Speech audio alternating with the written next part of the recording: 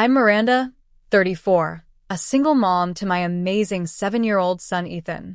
Every month, we attend this obligatory family dinner at my parents' house. Last Sunday started like any other visit, but ended with my entire world flipped upside down. After my father Walter called me a burden who only makes mistakes, and my mother chimed in about my failure son, I sat there silently. Then Ethan looked up from his plate and said, "Grandpa, I read the letter you hid in Mom's old diary. Where are you watching from today?"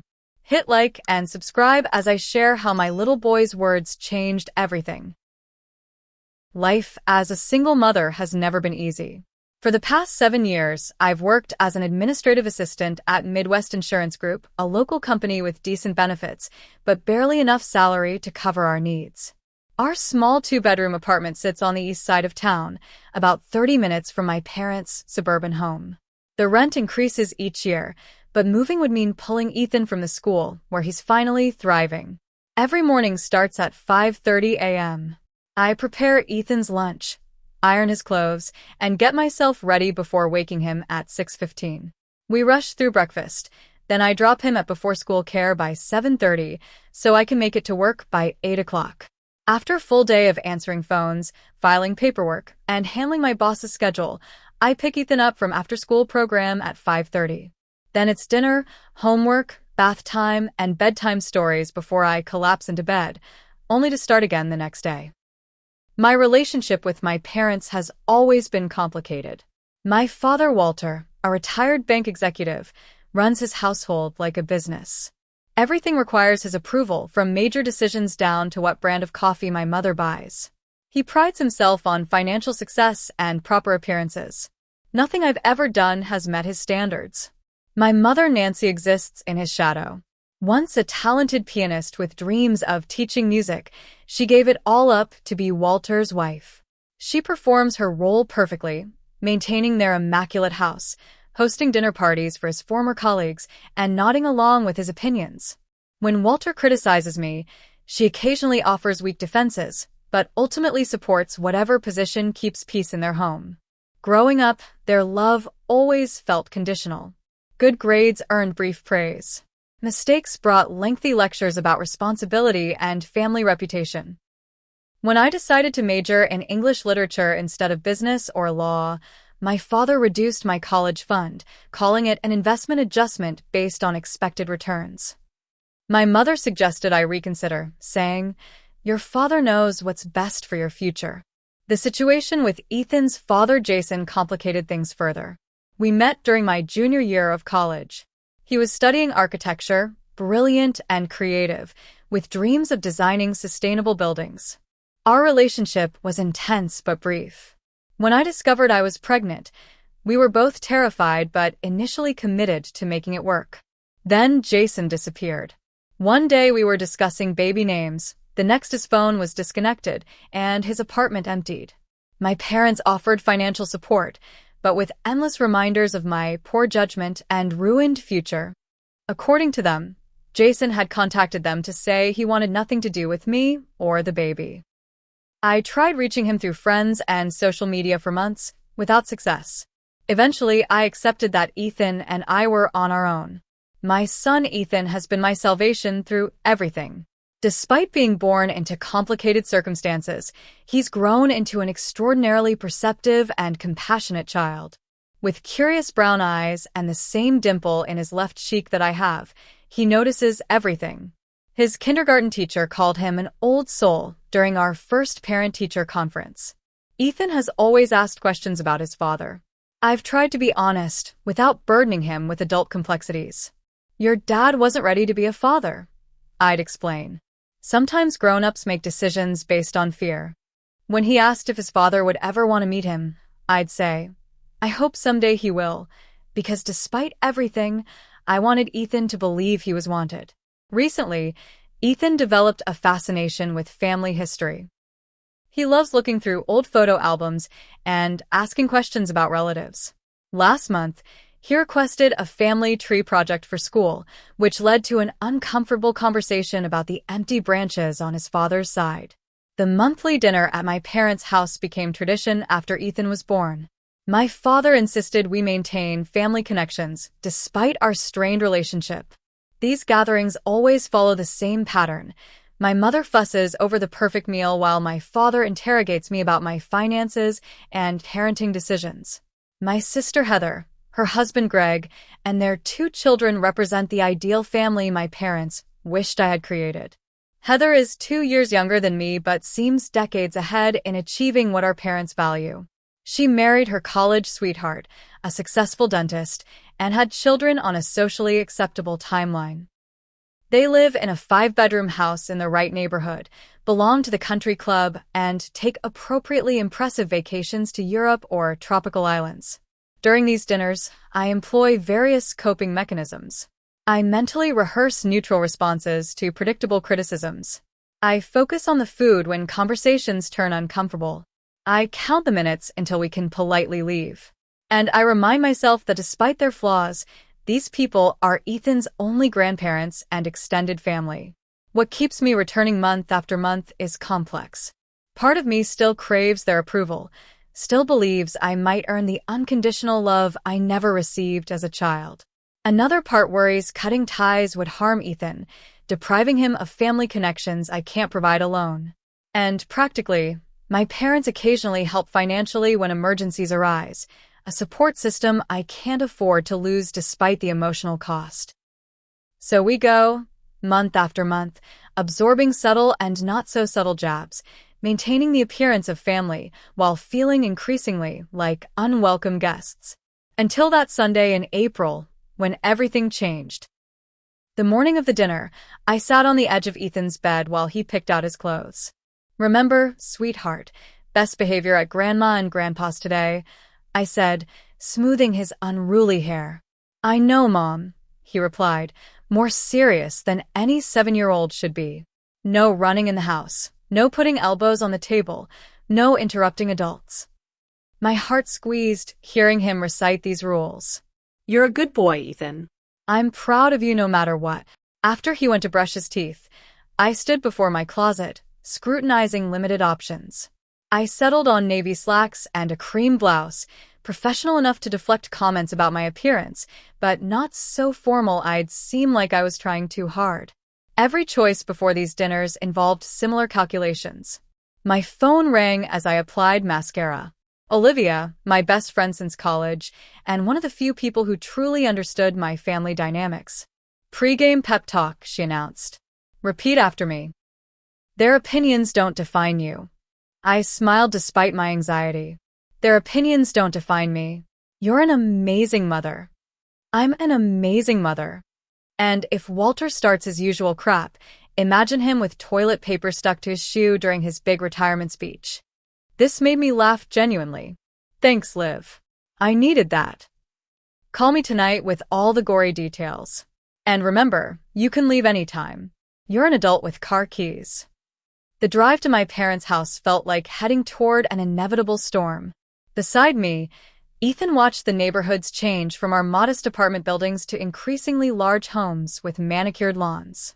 My parents' house appeared exactly as it had throughout my childhood, a 2-story colonial with pristine white siding, black shutters, and flower beds arranged with military precision. My father opened the door before we reached it, his posture rigid as always, silver hair perfectly combed. "You're 3 minutes late," he said instead of hello, checking his watch. "Traffic on Oakwood Avenue," I explained, though we both knew 3 minutes meant nothing. He nodded curtly before addressing Ethan. "Young man, your grandmother made snickerdoodles. Hands washed before touching anything."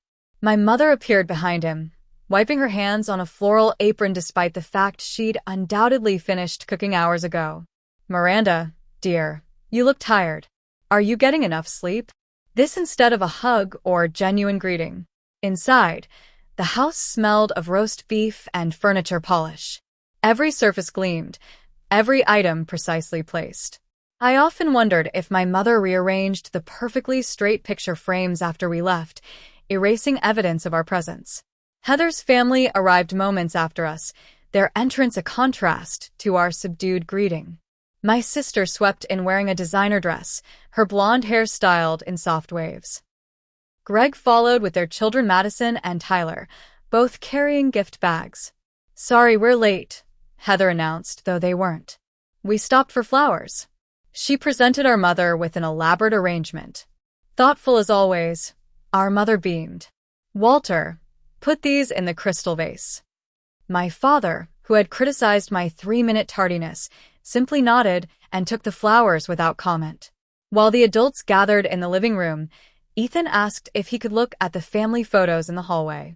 I nodded, grateful for his independence. From my position, I watched him move from frame to frame before quietly climbing the stairs. Normally, I might have called him back, but something in his careful movement seemed purposeful. "Greg received wonderful news yesterday," my father announced, settling into his leather armchair. "Tell them, Greg." My brother-in-law straightened his shoulders. "The practice is expanding. We're adding 2 associates and moving to a larger office space." "Excellent business decision." My father nodded approvingly. "Expansion is the key to real success." My mother touched Heather's arm. "You should show Miranda those designs for the new waiting area. She might get ideas for decorating that apartment."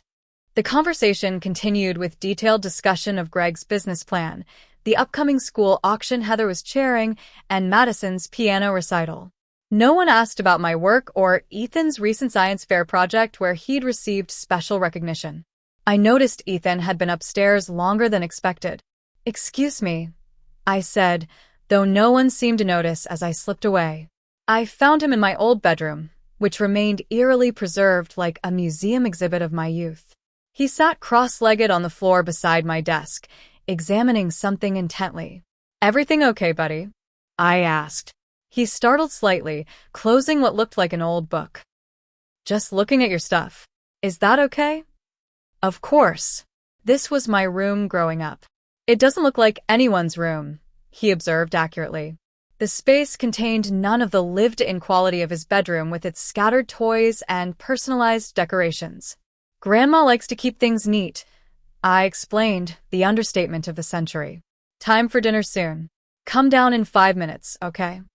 He nodded, but something in his expression seemed different, contemplative in a way that struck me as unusual even for my thoughtful son.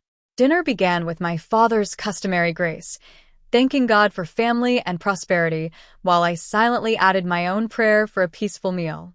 The dining room table, set with the good china and crystal water glasses, stretched between us like a battlefield.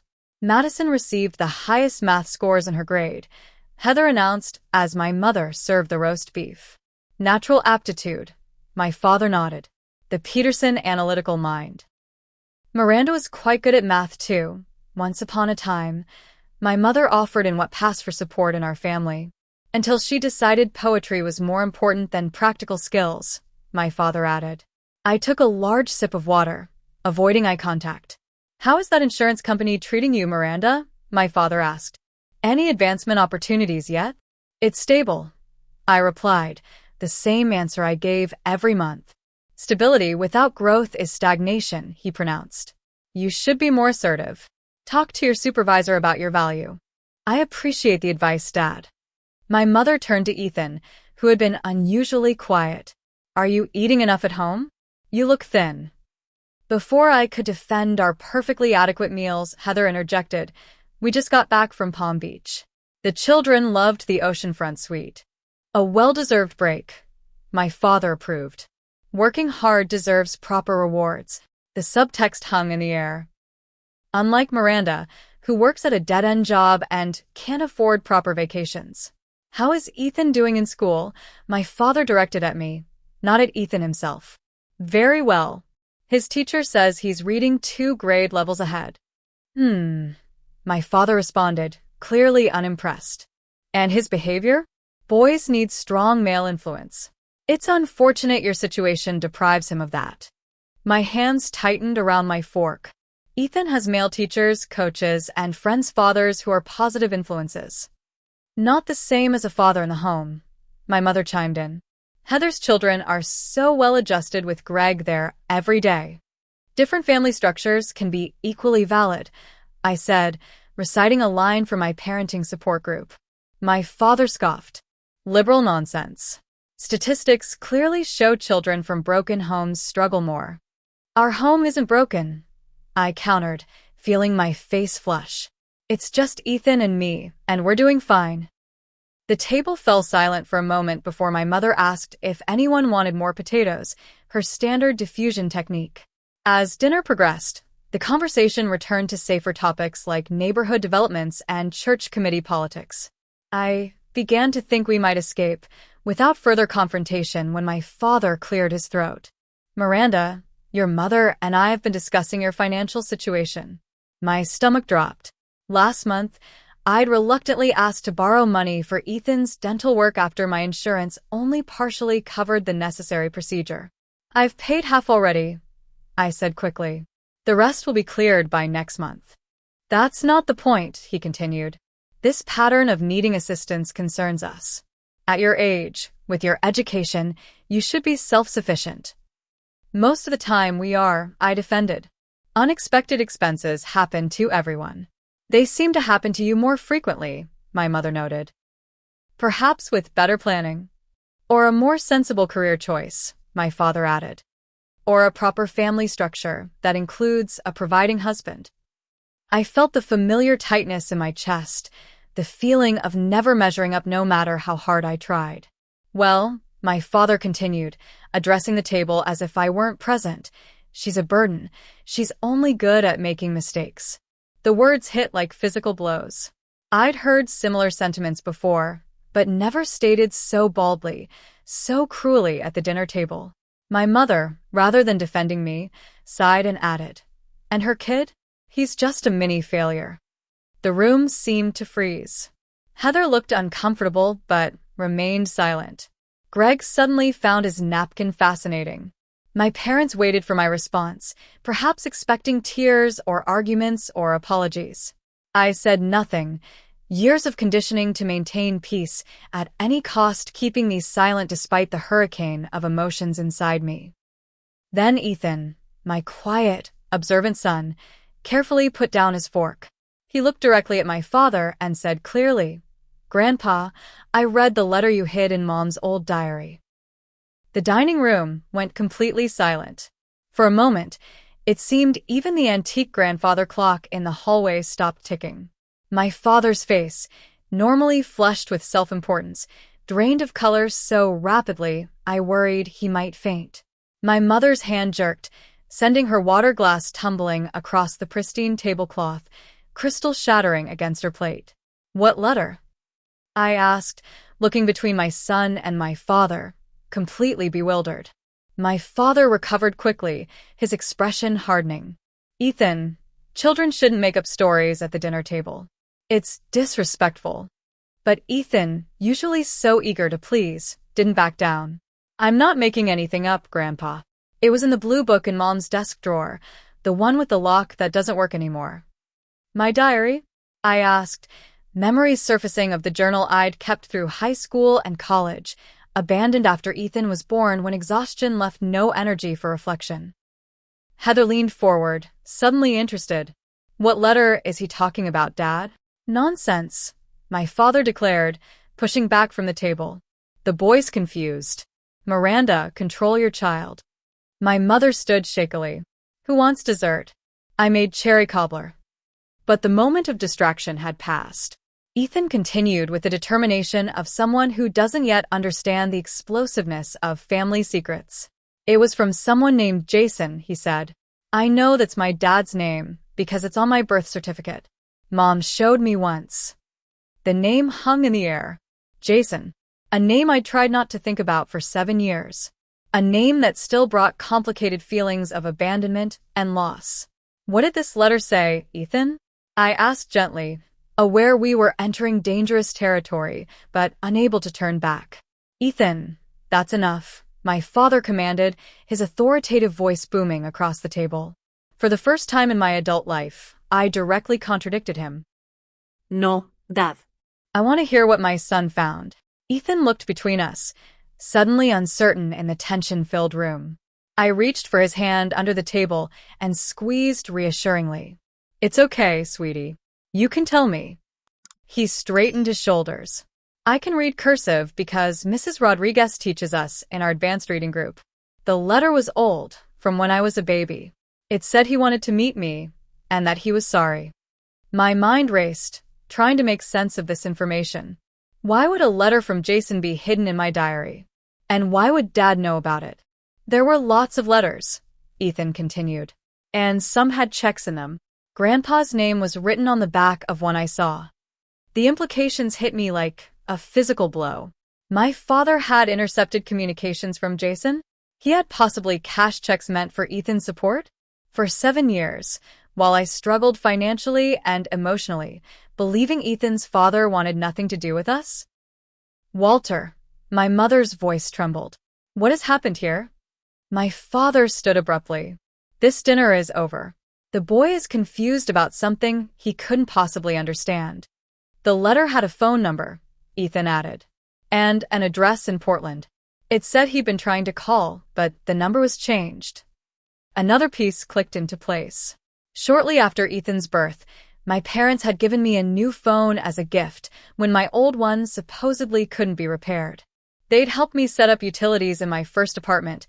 Managing accounts, I was too overwhelmed as a new single mother to handle myself. Dad, I said, my voice surprisingly steady despite the earthquake happening inside me. Did you hide letters from Jason? Did you keep him from contacting us? I protected you, he snapped. That irresponsible boy would have ruined your life even more than you'd already ruined it yourself. So there were letters, Heather gasped. Dad, how could you? Stay out of this, Heather, our father warned. But the confirmation was there. My father had intercepted communications from Jason. For years. While telling me Jason wanted nothing to do with us. While watching me struggle financially. While criticizing my parenting and life choices. I need to see those letters, I said, pushing back from the table. Now. The dining room erupted into chaos. My father blocked the doorway as I tried to leave, his face flushed with a combination of anger and what looked surprisingly like fear. You're overreacting, he insisted. Everything I've done has been for your own good. Hiding letters from my son's father was for my good? My voice rose with each word. Lying to me for 7 years was for my good? My mother fluttered between us, hands twisting her napkin. Walter, perhaps we should explain properly. There's nothing to explain, he barked. The boy was irresponsible. He would have disappointed you eventually. I simply spared you that pain. Heather stood beside me, her perfectly manicured hand gripping my arm in surprising solidarity. Dad, you can't make that decision for Miranda. That's her child's father. Greg, who rarely involved himself in family conflicts, surprisingly spoke up. Walter, legally speaking, withholding those communications could be problematic. My father's glare could have melted steel. I don't need legal advice in my own home. Ethan tugged at my hand, his small face pinched with worry. Mom, are you mad at me? I knelt down, momentarily shutting out the adults arguing around us. No, escuete. Never. You told the truth, and that's always the right thing to do. I just wanted to know about my dad, he whispered. And then I found the letters. I hugged him tightly, mind racing with implications. Let's go find those letters together, okay? We started toward the stairs, but my father moved to block us. Miranda, you're being irrational. Think about what you're teaching the boy, disrespecting his grandfather this way. For the first time in my life, I looked my father directly in the eyes without flinching. What you've done is unforgivable. Move aside. Perhaps it was the unfamiliar steel in my voice, or Heather's supportive presence behind me, but something made him step aside. As we climbed the stairs, I heard my mother's tearful voice asking what he had done, and his defensive response fading behind us. My childhood bedroom felt surreal as I entered it with Ethan, seeing it through new eyes. The perfectly arranged bookshelf, the neatly made bed that hadn't been slept in for years, the desk where I'd written poetry and dreams in that blue diary. It was in here, Ethan said, pulling open the bottom drawer where I'd kept treasured items. The diary sat exactly where I'd left it years ago, its lock indeed broken, as Ethan had said. But when I opened it, the diary contained no letters. The pages held only my handwriting, documenting my college years and early relationship with Jason. "They're not here," I said, confusion mixing with disappointment. Ethan frowned. "Grandpa must have moved them after I found them." A sound at the doorway made us turn. My father stood there, looking older suddenly, his usual commanding presence diminished. "You had no right," I said quietly. "I had every right to protect my daughter and grandson," he insisted, though his voice lacked its usual conviction. Heather appeared behind him. "Dad, give Miranda the letters. Whatever you think you are doing, it's time for truth." For a tense moment, I thought he might refuse. Then, shoulders sagging slightly, he walked to the bookcase and removed a leather-bound volume of Shakespeare's complete works. The book had been hollowed out, its pages carved away to create a hiding space that now held a stack of envelopes. "I did what I thought was best," he said, not meeting my eyes as he handed over the book. With shaking hands, I removed the first envelope. Jason's handwriting, once so familiar, addressed to me at my parents' house where I'd stayed briefly after Ethan's birth. The postmark dated just 2 weeks after Ethan was born. I opened it carefully, aware of Ethan watching intently. The letter inside was several pages long, the handwriting rushed but clear. "Miranda," it began, "I know I've made a terrible mistake. The fear overwhelmed me, but I've realized what matters most is being there for you and our child. Please call me. I want to make this right." There was more, paragraphs of explanation and apology, but my eyes blurred with tears. At the bottom was a phone number, an address, and a promise to wait for my response no matter how long it took. The second envelope contained another letter, dated 3 months later, with increasing desperation in the tone. "I've tried calling, but your number is disconnected. I've written multiple times with no response. Please, at least let me know you're both okay." This one contained a check for $500 made out to me, with "for the baby" written in the memo line. On the back, barely visible but unmistakable, was my father's signature where he'd endorsed it. The third letter, the fourth, the fifth, all variations on the same theme. Jason trying to reach us, sending money, providing updated contact information, expressing increasing confusion about why I wouldn't respond. The most recent letter was dated just 6 months ago. "Ethan must be starting 1st grade now. I've kept a scrapbook of all the things I want to share with him someday, if you'll ever allow it. I understand your anger, but please consider that he might want to know his father when he's older." This one contained a photograph of a man I barely recognized as the boy I'd known in college. Jason, 7 years older, standing beside a modest house with a dog at his feet. On the back he'd written, "Our home, whenever you're ready." "You cashed his checks," I said, looking up at my father. "You kept his money." "I put it in an account for Ethan's college," he defended. "What would you have done with it?" "Wasted it on unnecessary things like you always do with money." "That wasn't your decision to make," I shouted, surprising even myself with the volume. "You stole from us from Ethan. You lied to me for years, watching me struggle, making me believe I was alone." My mother appeared in the doorway, face pale. "Walter, what have you done with the money?" The slight hesitation before he answered told me everything. "It's been invested properly. You used it for yourself, I realized. Or for something else. There's no account for Ethan, is there?" His silence confirmed my suspicion. Heather gasped. Dad, that's theft. "That's mail fraud. Those are actual crimes." "I am not a criminal," he hissed. "I'm a father protecting his family from bad decisions." I gathered the letters carefully, securing them in my purse. "Ethan, go get your jacket, please. We're leaving." "Miranda, be reasonable," my mother pleaded. "We can discuss this like adults." "We're well beyond discussion," I replied, a lifetime of suppressed anger finally finding voice. "You stood by while he did this. You watched me struggle as a single parent, listened to him berate me for depending on your help, all while knowing Jason wanted to be involved, was trying to provide support." "I didn't know about the money," she whispered, but her eyes didn't meet mine. "But you knew about the letters," I guessed, seeing the truth in her expression. "And you said nothing." With Ethan's hand in mine, I walked down the stairs for what I knew would be the last time for a very long while. My parents followed, my father still attempting to justify his actions, my mother tearfully pleading for understanding. At the front door, I turned to face them. Do not contact us. Do not call. Do not visit. When I'm ready to discuss this, if ever, I'll let you know. You're overreacting, my father insisted. Think of what you're teaching the boy about family loyalty. I'm teaching him that truth matters, I replied. That no one has the right to control someone else's life, not even a parent. That's the lesson he'll remember from today. As we walked to the car, Heather caught up with us. Miranda, wait. She handed me a business card. This is our family lawyer. Call him tomorrow. What Dad did, it's not okay. If you need a witness or support, I'm here. The sister who had always seemed to exist in a different world from mine looked genuinely distressed. I had no idea, she added. I'm so sorry. In the car, Ethan sat quietly as I tried to compose myself enough to drive safely. Are you okay, Mom? The simple question from my too perceptive child nearly broke me. Not right now, honey. But I will be, thanks to you.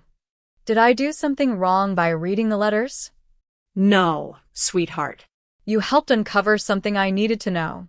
Sometimes the truth is painful, but necessary. As we drove away from my parents' house, the weight of 7 years of unnecessary struggle pressed on me. But alongside the anger and betrayal was something unexpected. Hope. Jason had wanted to know his son. He had tried to reach us. And now, perhaps, it wasn't too late. Back in our apartment, I tucked Ethan into bed with extra stories and reassurances that everything would be okay. His worried expression tore at my heart. What happens now? He asked as I smoothed his blanket. I'm not entirely sure, I admitted, believing in honesty even with difficult topics.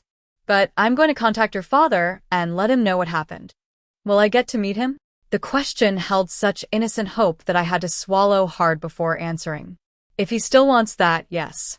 But honey, it's been a long time. People change. We need to be prepared for anything. After he fell asleep, I spread the letters across the kitchen table, reading each one carefully, absorbing the reality that Jason hadn't abandoned us willingly. According to his own words, he'd panicked initially but regretted leaving almost immediately. He'd been trying to reach us, to be part of Ethan's life, to provide support, all while I believed he wanted nothing to do with us. Around midnight, I called Olivia, who answered immediately despite the hour. What happened? Family dinner from hell, as usual. You have no idea, I replied, before spilling the entire story. That manipulative bastard, she gasped when I finished. I'm coming over. This requires ice cream and planning. 30 minutes later, she arrived with 2 pints of premium ice cream and a notebook. Okay, we need a strategy. First, lawyer. Heather's right. What your father did is actually criminal. Mail fraud, theft, possibly some other charges I don't even know about. I pushed the ice cream around in my bowl. I don't know if I want to press charges against my own father. That's valid, she acknowledged. But you should know your options. Second, are you going to contact Jason? The question I'd been wrestling with since leaving my parents' house. His most recent letter is only from 6 months ago. The address and phone might still be good. And you want to? I think I have to, I said slowly. For Ethan's sake. He deserves to know his father wanted him, tried to be part of his life. And for your sake? Olivia asked gently. I don't know, I admitted. There's so much history, so much pain. But also, we were good together before the pregnancy and panic. And these letters show a different side of him than what I believed all these years. We talked until nearly 3 a.m., discussing practical and emotional considerations. Should I call an attorney? Definitely.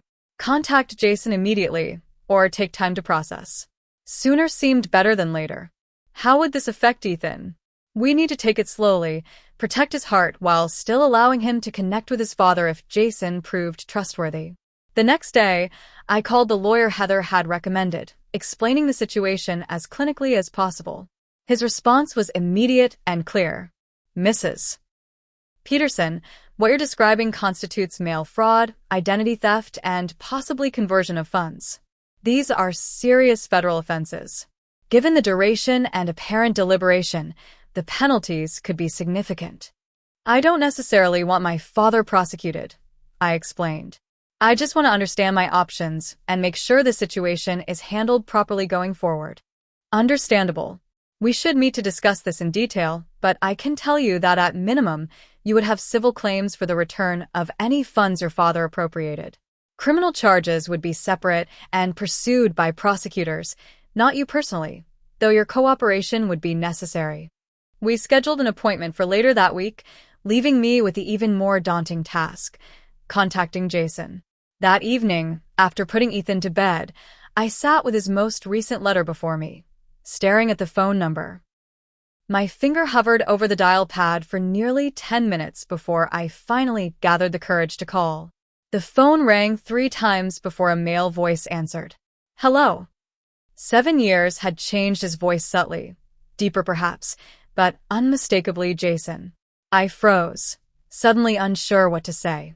Hello? Anyone there? He repeated. Jason, I finally managed. It's Miranda.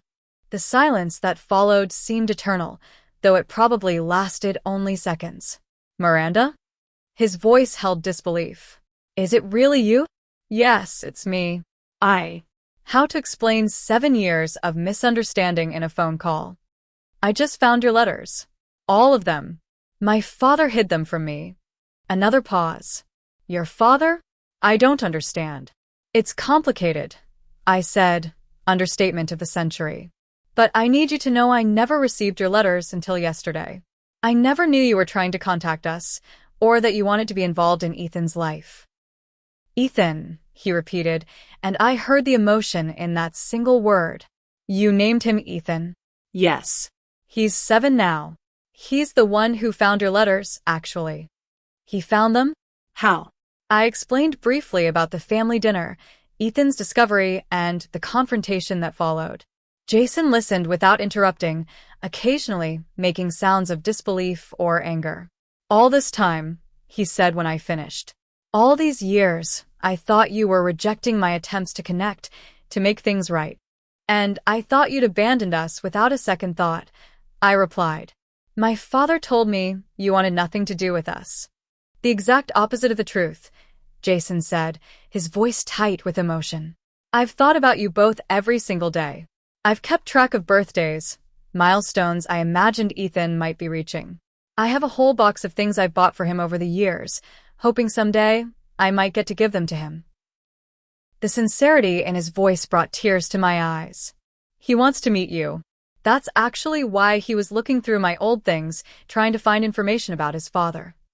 I want that too, Jason replied immediately. More than anything. When?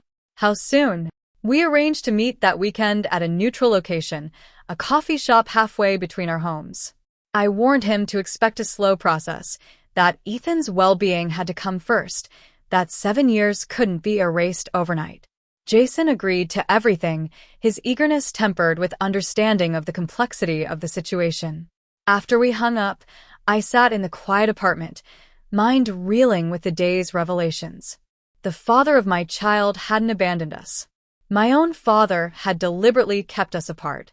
The financial struggles, the emotional pain, the years of believing I was entirely alone in parenting, all unnecessary, all based on a lie. The next few days passed in a blur of preparation. I took a personal day from work to meet with the attorney, who confirmed that my father's actions constituted multiple legal violations. I spent evenings talking with Ethan, explaining in age-appropriate terms that we would be meeting his father, emphasizing that grown-up relationships were complicated and that we needed to take things slowly. Is he nice? Ethan asked, his primary concern touchingly simple. He was when I knew him, I answered honestly. And his letters seem nice. But people change over time, so we'll need to get to know him again. What if he doesn't like me? The vulnerability in his question broke my heart. Impossible, I assured him. But if for some reason things don't work out, you and I are still a team, right? We're okay, just the two of us. We're better than okay, he agreed, throwing his arms around me. The night before the meeting, we went shopping for new outfits, a small extravagance that felt important for this momentous occasion. Ethan selected a blue button-down shirt that matched his eyes, while I chose a simple green dress that Jason had once complimented years ago. That night, sleep eluded me. I paced our small apartment, rehearsing what I would say, oscillating between hope and anxiety. What if Jason had changed completely? What if he had built a new family who wouldn't welcome Ethan?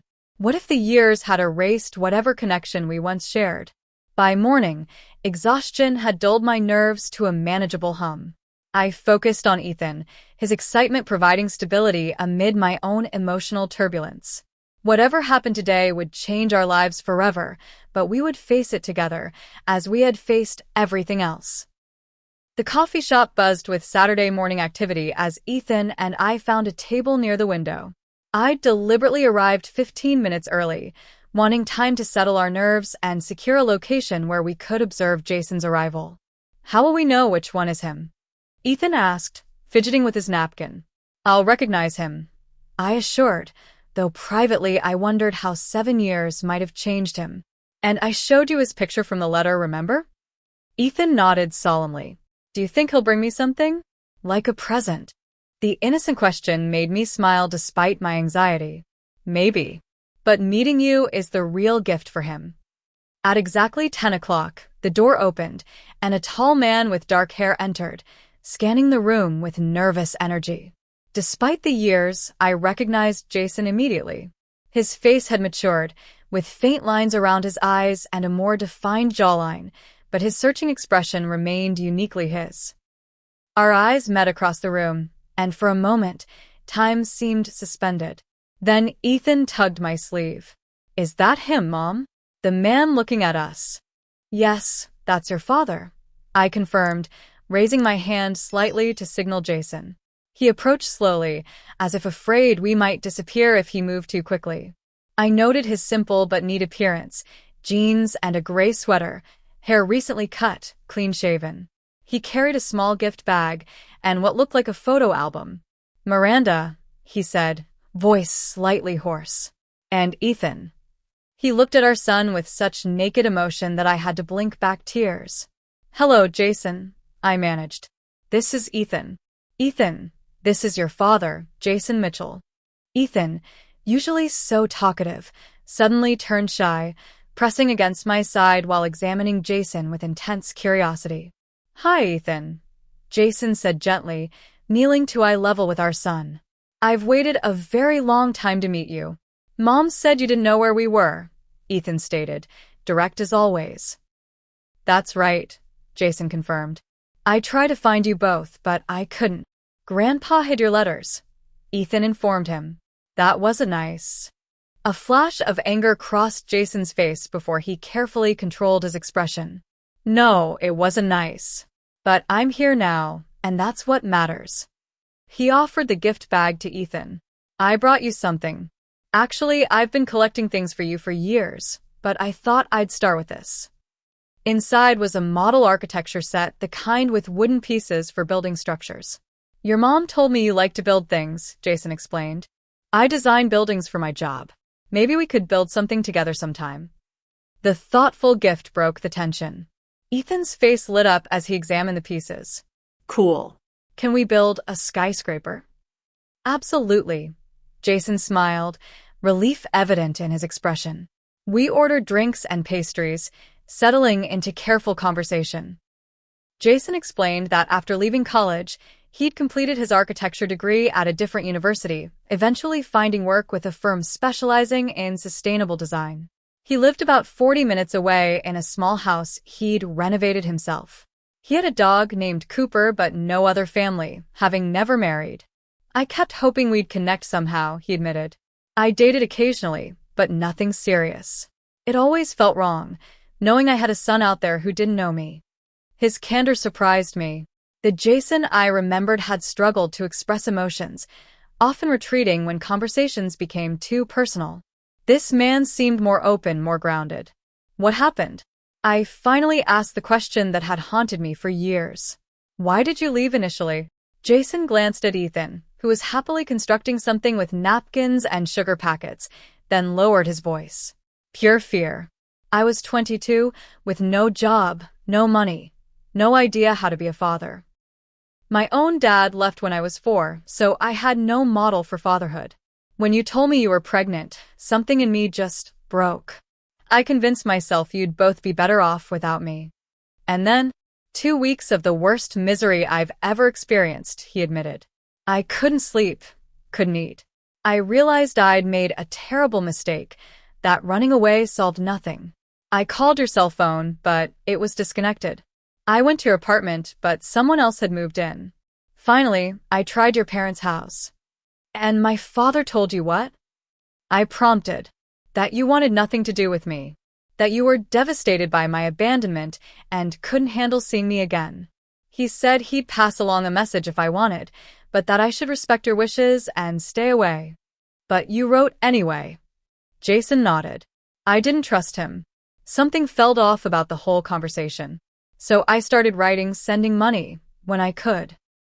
When months passed with no response, I tried finding you online, but there was nothing.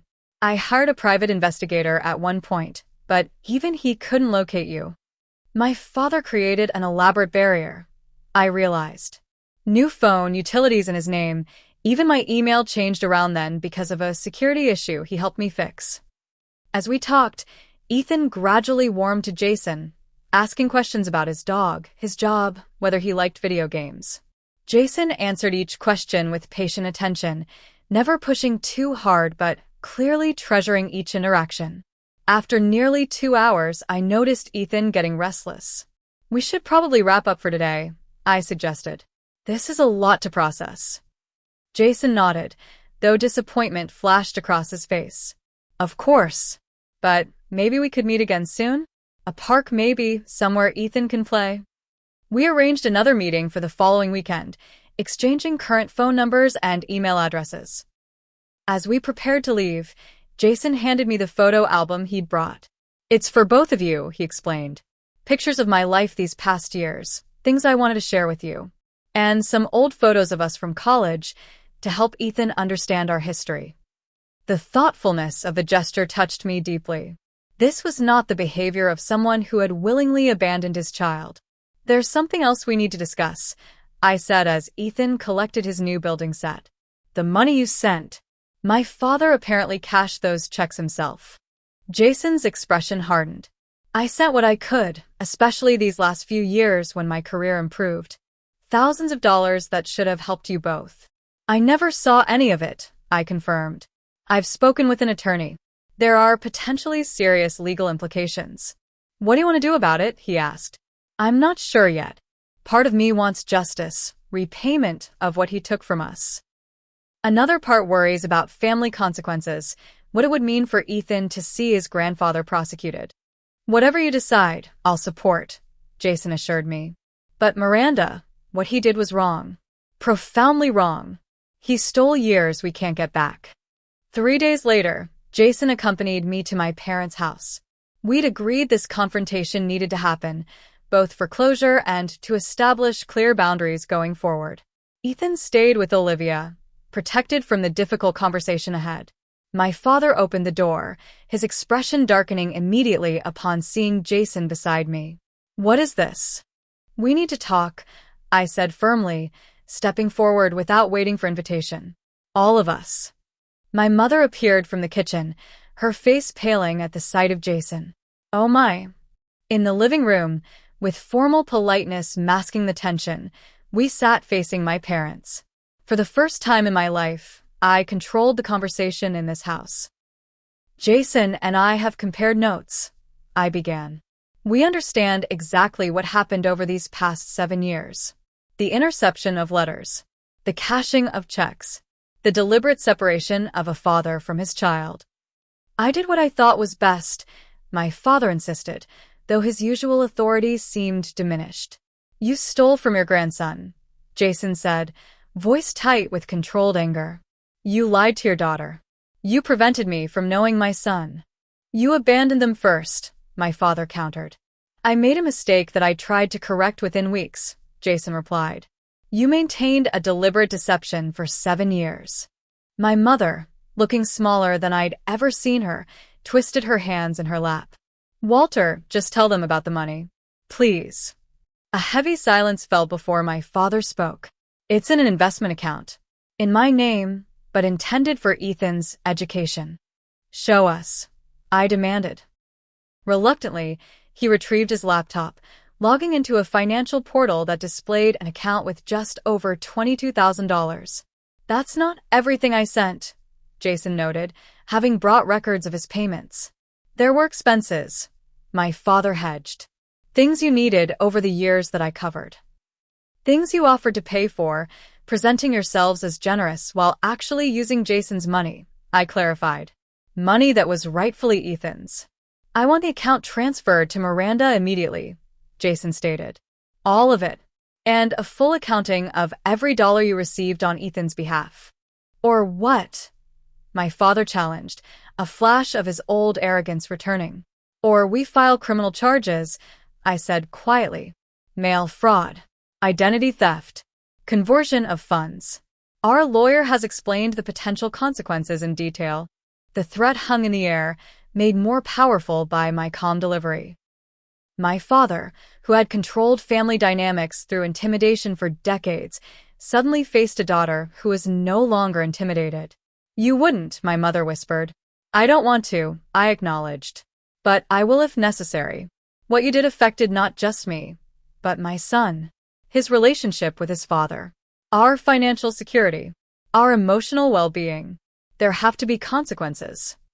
My father's face showed an emotion I'd rarely seen, fear. What do you want? The money transferred today. A written apology to Jason, Ethan, and me.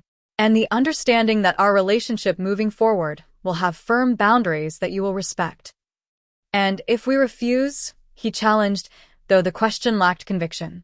Then the legal system will determine appropriate consequences, Jason replied simply. My mother placed her hand on my father's arm. Walter, please. We've already lost so much. Don't lose them completely. Something in her pleading tone seemed to reach him. For perhaps the first time in his life, my father conceded defeat. Fine. I'll transfer the money today. As we left their house, the burden of years of manipulation seemed to lift slightly from my shoulders.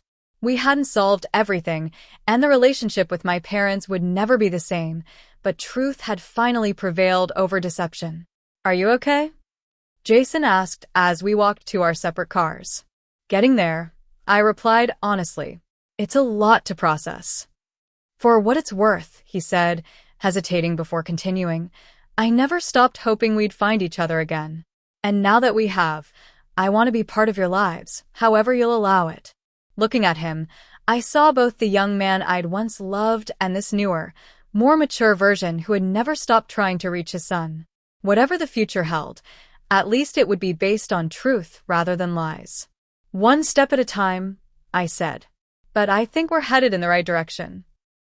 6 months after that fateful family dinner, I stood in the kitchen of our new apartment, watching through the window as Ethan and Jason assembled a bicycle in the small yard behind the building. Their heads bent together in concentration, the resemblance between father and son unmistakable from this angle. We'd moved 6 weeks earlier, finally able to afford a nicer place in a better school district. The 2-bedroom garden apartment featured updated appliances, a small patio, and most importantly, enough space for Ethan to have friends over without embarrassment. Jason had become a regular presence in our lives, spending every other weekend with Ethan and occasionally joining us for weeknight dinners. The child support he now paid directly to me had transformed our financial situation from constant stress to comfortable stability. For the first time since Ethan's birth, I had a small savings account and no credit card debt. More significant than the money was the emotional support. Parenting decisions, school concerns, even minor illnesses, I no longer faced them completely alone. When Ethan developed a high fever in the middle of the night last month, Jason had arrived within 20 minutes of my call, staying with us in the emergency room until dawn. My relationship with my parents remained complicated. After the confrontation and financial settlement, we'd maintained minimal contact for several months. Recently, my mother had reached out, suggesting lunch without my father present. Our conversation had been awkward, but represented a small step toward a new type of relationship, one with clearer boundaries and expectations. Heather, surprisingly, had become a stronger ally than ever before. The facade of her perfect life had cracked during this ordeal, revealing her own struggles with our father's controlling behavior. We now met for coffee regularly, our children playing together while we rebuilt a sisterhood that had been damaged by years of parental manipulation. My own personal growth had perhaps been the most unexpected development. With the support of a therapist recommended by Olivia, I'd begun examining patterns of behavior I'd adopted to cope with my father's emotional abuse. Learning to trust my own judgment, to express needs directly, to set boundaries without guilt, all represented significant changes from the woman who had sat silently while being called a burden 6 months ago. At work, this newfound confidence had led to unexpected opportunities. When a supervisor position opened in the marketing department, I'd applied despite lacking some of the required experience. My presentation during the interview, emphasizing transferable skills and fresh perspectives, had impressed the hiring committee enough to offer me the job. The promotion came with a significant salary increase and, more importantly, creative challenges that engaged me in ways my administrative role never had. Ethan had flourished with these changes. His natural intelligence, always evident, now shone without the shadow of insecurity that had sometimes dimmed his enthusiasm. Having Jason in his life fulfilled a need I hadn't fully understood until seeing them together. The pride in Ethan's eyes when introducing my dad to friends and teachers spoke volumes about the importance of this connection. During a parent-teacher conference last month, his teacher had remarked on the positive transformation. "Ethan has always been bright," she'd explained, "but now there's a confidence, a security that wasn't there before. He's taking more risks academically and socially." Jason, too, had changed. The responsibility of fatherhood, finally allowed to develop, had given him a purpose that anchored his naturally creative, sometimes scattered energy. He'd recently been promoted at his architectural firm, his designs for a sustainable community center receiving recognition in professional publications. Our relationship remained in cautious territory between co-parenting and something more. Occasional moments of connection, a touch that lingered, conversations that extended late into the evening after Ethan was asleep, suggested possibilities neither of us was ready to name. For now, rebuilding trust and focusing on Ethan's needs took priority, but I no longer closed my heart to future possibilities. The revelation that brought us to this point, Ethan's discovery of those hidden letters, had become something of a family legend. Far from being troubled by his role in exposing such difficult truths, Ethan took pride in having brought his parents together and revealed his grandfather's deception. "I'm like a detective in those books we read," he'd announced proudly. "I found the clues and solved the mystery." His innocent investigation had indeed solved one mystery, while creating new questions we continued to explore. How do you forgive profound betrayal? How do you rebuild trust after deception? How do you create healthy family relationships when your models were fundamentally flawed? These questions had no simple answers, but the journey of discovering them together held its own value. Each small decision, from how to divide holidays to when Jason should meet my friends, represented another step toward a future based on honesty rather than manipulation. One Sunday evening in October, we hosted our first dinner party in the new apartment. Jason arrived early to help cook, Olivia brought her new boyfriend, and Heather came with her children but without Greg, their marriage another casualty of the family upheaval. Around our table, mismatched chairs accommodated this unconventional family we were creating, one deliberate choice at a time.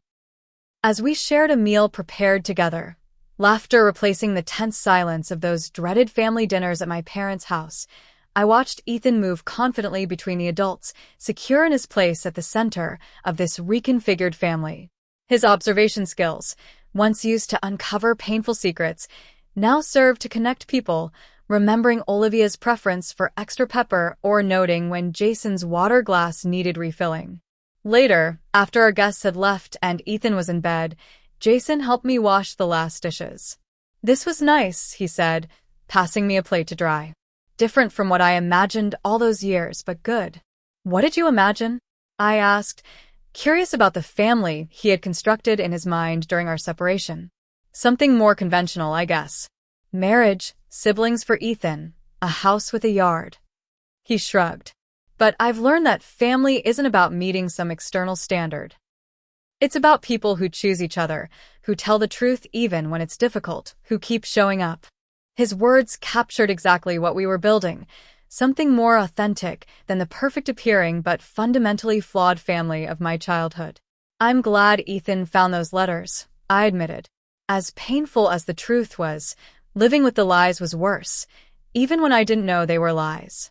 "Our son," Jason said with evident pride, "has more courage and integrity at 7 than your father has developed in 70 years. The observation, while harsh, held truth I couldn't deny. He held the adults around him to a higher standard than we'd been holding ourselves to. That's a powerful legacy to give him." As Jason prepared to leave, we stood at the door, that moment of uncertain possibilities stretching between us. "Miranda," he said softly, "I know we're taking things slowly, and that's right for all of us. But I want you to know that finding you and Ethan again, being allowed into your lives, it's more than I dared hope for all those years." "We're figuring it out together," I replied, allowing myself to briefly touch his hand. One truth at a time. After he left, I checked on Ethan, finding him asleep with one arm thrown protectively over the architecture book Jason had given him. His face in sleep retained the innocence that his perceptiveness sometimes masked when awake. The journey ahead wouldn't be simple. My relationship with my parents required extensive rebuilding, if possible at all. Jason and I needed time to determine if our connection could grow beyond co-parenting into something deeper. Ethan would face his own challenges as he navigated this reconfigured family structure. But watching my son sleep, secure in the knowledge that he was loved and valued, I felt profound gratitude for his unwitting role in our family's transformation. His simple question about a hidden letter had shattered decades of manipulation and control, creating space for something healthier to grow in its place. Truth, however painful, had ultimately set us free. What would you have done in my situation? Would you have confronted your parents immediately or taken time to process the revelation? Have you ever experienced a moment when a child's innocent observation completely changed your perspective? Share your thoughts in the comments below. If this story resonated with you, please like and subscribe for more real-life experiences. Remember that sometimes our greatest strength comes from facing difficult truths, and often our children lead the way with their natural wisdom and honesty. Thank you for listening to my journey.